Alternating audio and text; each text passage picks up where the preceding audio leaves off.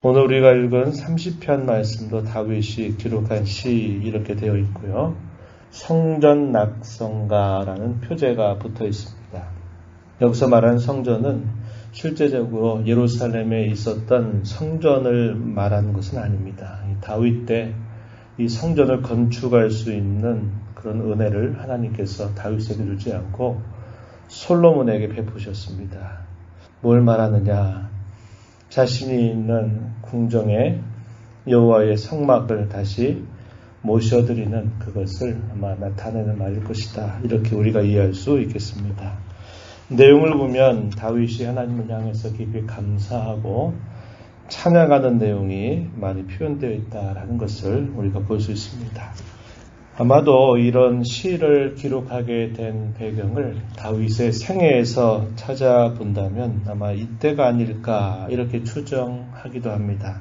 압살롬이 반역을 일삼아서 왕궁에서 추방되었던 이 다윗이 다시 왕궁으로 돌아온 다음에 하나님께서 자신에게 버리지 아니하시고 자신을 건져주셨던 그 은혜를 깊이 감사하고 찬양하는 그런 상황이 아니었겠나 이렇게 생각합니다. 바로 그런 상황들 속에서 오늘 우리가 읽은 이 시편의 내용을 보면 하나님께서 자신을 큰 위기 가운데서 건져주셨다는 것을 깊이 감사하면서 찬양하는 내용을 전달해 줍니다. 1절 말씀에 여호와여 내가 주를 높일 것은 주께서 나를 끌어내사 내 원수로 하여금 나로 말미암아 기뻐하지 못하게 하셨습니다. 이렇게 고백하면서 내가 주를 높인다 이렇게 말합니다. 다른 말로 내가 주님을 찬양합니다. 내가 주님을 송축합니다. 이렇게 말합니다. 그 이유가 뭐냐? 원수로 말미암아 기뻐하지 못하도록 하나님께서 자신을 건져주셨다. 끌어내 주셨다라고 그 이유를 설명해 주고 있습니다. 2절 말씀에서 보면 내가 주께 부르짖었는데 주께서 나를 고쳐주셨다라고 그 찬양의 이유를 소개하죠. 3절에서는 내 영혼을 수올에서 끌어내서 나를 살려주시고 나로 하여금 무덤으로 내려가지 않게 해주셨음을 기억하면서 내가 여호와 하나님을 찬양합니다. 주님을 높입니다. 이렇게 고백을 하고 있습니다. 그러면서 그의 찬양이 이제는 다른 많은 성도들로 하여금 그 찬양에 함께 동참할 것을 초대하고 촉구하는 내용들이 나타납니다. 4절, 5절 말씀 이렇게 표현했어요. 주의 성도들아 여호와를 찬송하며 그의 거룩함을 기억하며 감사하라. 주의 성도들, 자신이 하나님 앞에 개인적으로 베푸신 그 은혜에 대해서 깊이 감사하며 찬양했던 이 다윗은 하나님이 행하시는 이런 선하신 역사가 자신에게만이 아니라 모든 성도들에게 여전히 미친다라는 것을 기억하면서 주의 성도들아 여호와를 찬송하며 그의 거룩함을 기억하며 감사하라 이렇게 부르고 있습니다. 그 이유에 대해서 또 설명해 주기를 5절 말씀입니다. 우리 잘 기억하는 말씀일 거예요. 이렇게 말합니다. 그의 노염은 잠깐이지만 그의 은총은 평생이기 때문이다. 저녁에는 울음이 깃들일지라도 아침에는 기쁨이 오리로다 오기 때문이다. 이렇게 말씀합니다. 하나님께서 때때로 자기의 백성들에게 징계하시는 일들이 있지만 그 징계는 잠깐에 지나지 않고 그가 그의 백성들을 사랑하시는 그의 은혜는 평생에 미친다. 대조적으로 표현하고 있는 겁니다. 그러한 하나님을 향해서 우리는 찬송하고 감사해야 된다. 이렇게 말하고 있는 것이죠. 하나님께서 우리 인생들에게 아침과 저녁을 주시고 또 날마다 새로운 하루를 주시는 그 곳에는 하나님의 큰 은혜가 또 있다는 것을 우리는 많이 경험하고 살아갑니다. 그게 뭡니까? 저녁에 온갖 슬픔과 근심이 우리의 마음을 그렇게 사로잡는 듯 해도 또 새로운 아침이 되면 그 지난 밤에 가졌던 슬픔이나 그 괴로움을 잊도록 하나님께서 우리의 마음을 새롭게 해주신다고 하는 겁니다. 이것이 하나님이 그의 자녀된 모든 이들에게 베풀어 주시는 큰 은혜라는 거죠. 우리가 무엇인가를 망각하지 않는다면, 우리가 어떤 괴로움과 슬픔과 근심들을 끊임없이 우리의 마음속에 계속 간직하고 기어갈 수밖에 없다면 우리는 그 무게 때문에 괴로워서 살아갈 수 없을 겁니다. 그런데 하나님은 우리에게 잠이라고 하는 것, 휴식이라고 하는 것, 또 새로운 하루를 우리에게 주시면서 그 지난 날의 모든 괴로움과 슬픔을 또 잊고 새로운 하루를 맞고 시작할 수 있도록 언제나 우리에게 은혜를 베푸신다고 하는 겁니다. 그러면서 그 하나님을 찬양함이 마땅하다. 이렇게 이야기해주고 있는 것이죠. 6절로부터 10절 내용에서는 어떤 내용을 소개하냐면 자신이 하나님 앞에 죄를 범함으로 말미암아 하나님께서 그에게 징계를 베푸셨고 그 징계 가운데서 하나님 앞에 간절하게 자신 낮추고 간절히 기도했던 내용을 소개합니다. 그때에 주께서 자신에게 또 큰 은혜를 베푸셨다는 것을 고백하고 있어요. 6절 말씀에 한번 보십시오. 내가 형통할 때에 말하기를 잘 나갈 때 그의 나라가 융성할 때 모든 게 다 평안하고 잘 됐을 때 이렇게 말하는 겁니다. 영원히 흔들리지 아니하리라. 이 말은 그의 교만이 곁들여 있었던 표현입니다. 이제는 그 어느 누구도 흔들지 못할 것이다. 이제는 모든 게 다 잘 될 것이다. 이렇게 생각하면서 교만한 태도를 가졌던 것을 이야기해주고 있습니다. 그때 주께서 어떻게 자신에게 하셨다고 고백하냐면 7절에 보니까 주의 얼굴을 가리셨다고 이야기합니다. 주의 얼굴을 가리셨다. 우리가 하나님 앞에 교만하게 되면 그 교만은 하나님의 얼굴을 가리게 만든다는 것을 우리는 배우게 되죠. 교만한 자들은 하나님께서 물리치시고 겸손한 자들에게는 은혜를 베푸신다고 우리에게 늘 가르쳐 주십니다. 다윗이 그랬다는 거죠. 자기의 모든 일들이 잘 됐을 때 나는 영원히 이제 흔들리지 않을 것이다. 이렇게 교만한 마음을 품었을 때 주께서 그의 얼굴을 가리셨다는 겁니다. 그러므로 말미암아 그는 근심할 수밖에 없었다라고 고백합니다. 그때에 그가 할 수 있었던 일이 뭡니까? 하나님께 긍휼과 자비를 구할 수밖에 없었습니다.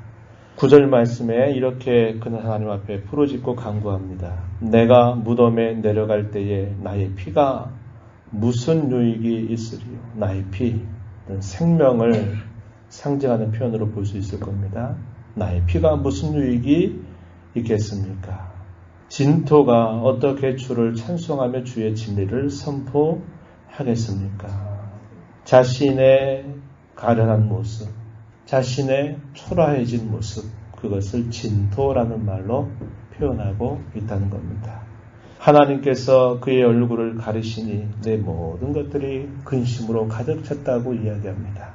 하나님과의 관계가 멀어졌다는 것이죠. 그것으로 인해서 그는 아주 괴로움을 견딜 수 없어 했던 것이죠. 그래서 그는 진토라고 표현하면서 내가 어떻게 주를 찬송하며 주의 진리를 선포하겠습니까? 그의 심령 속의 소원이 바로 이렇게 표현되어 있는 거죠.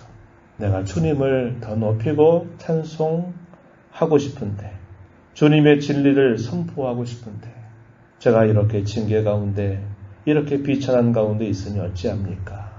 회복시켜 달라고 하나님 앞에 간구를 올리는 것입니다. 10절에 여호와여 들으시고 내게 은혜를 베푸소서 여호와여 나를 돕는 자가 되소서 하였나이다.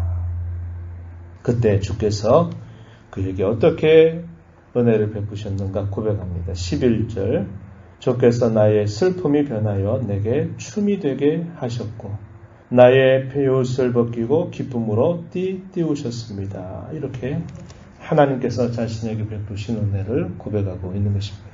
자신의 슬픔, 자기의 죄로 인한 슬픔, 하나님께서 그분의 얼굴을 가리신 것에 대한 그의 슬픔이 어떻게 변했다고 말합니까? 춤이 되게 하셨다. 베옷, 자신에 대한 탄식, 회개, 그것을 표현하는 모습이죠. 베옷을 입었는데 베옷을 벗겨주시고 기쁨으로 띠를 띄우게 해주셨다라고 고백하고 있습니다.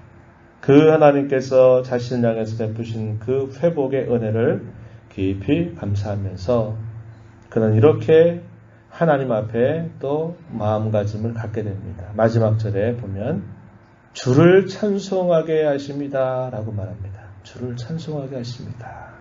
이제 모든 게 다 됐구나. 끝. 그게 아니라 그의 태도는 하나님께 모든 영광을 올려드리고 하나님의 선하심을 높이는 그런 태도를 갖는 겁니다. 우리가 늘 이 부분을 늘 까먹어버려요. 어려운 일을 당하게 됐을 때 그 어려운 일로부터 벗어나게 되면 그것으로 딱 끝나버리는 태도를 가질 때가 너무나 많습니다. 하나님께서 베푸신 은혜를 망각하고 마땅히 받으셔야 할 영광을 아주 흐리멍텅하게 만들어버리는 그런 악한 모습들이 우리에게 얼마나 많이 있는지 모릅니다. 다윗은 잊지 않습니다. 하나님께서 베푸신 그 은혜로 말미암아 나는 여호와 하나님을 높이고 찬송합니다. 여호와 나의 하나님이여 내가 주께 영원히 감사할 것입니다. 이렇게 해서 자신을 회복시켜 주신 그 은혜에 대한 감사를 잊지 않고 자신은 그 일을 통해서 오직 주님을 높이겠다고 다짐하는 자세를 보여주고 있습니다. 우리는 이 말씀을 보면서 성도는 교만하다는 것, 이것이 얼마나 우리에게 큰 죄가 될 수 있는가 하는 것을 조심해야 되겠고, 우리가 징계 가운데 있을 때에는 우리의 마음을 겸손하게 낮추어서 하나님 앞에 긍휼과 자비를 구하는 자세를 잊지 말아야 한다는 것을 우리는 알아야 합니다.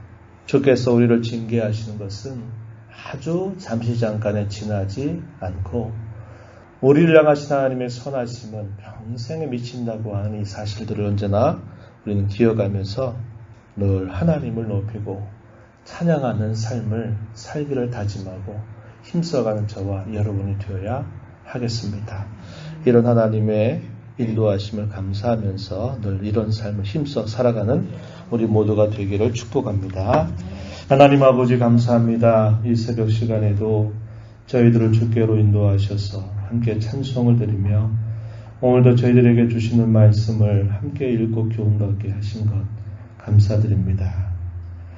주의 징계는 잠깐이지만 주의 인자하심은 평생에 미치고 저녁에는 슬픔과 울음이 우리를 깃들일지라도 아침에는 기쁨을 주시는 은혜를 날마다 저희들에게 베풀어 주심을 저희가 고백합니다.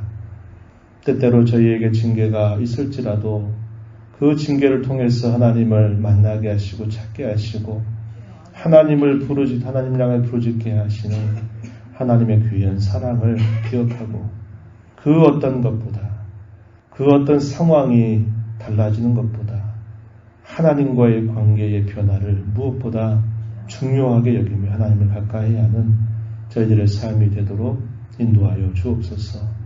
주께서 베푸시는 은혜에 대하여 늘 감사와 찬양과 영광 돌리는 일들을 잊지 않는 저희들의 삶이 되게 하셔서 배은망덕한 그런 신앙 자세를 늘 버리는 삶이 되도록 이끌어 주옵소서.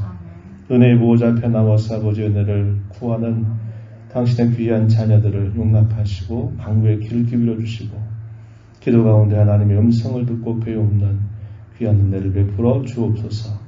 예수님 이름으로 간절히 기도드리옵나이다. 아멘.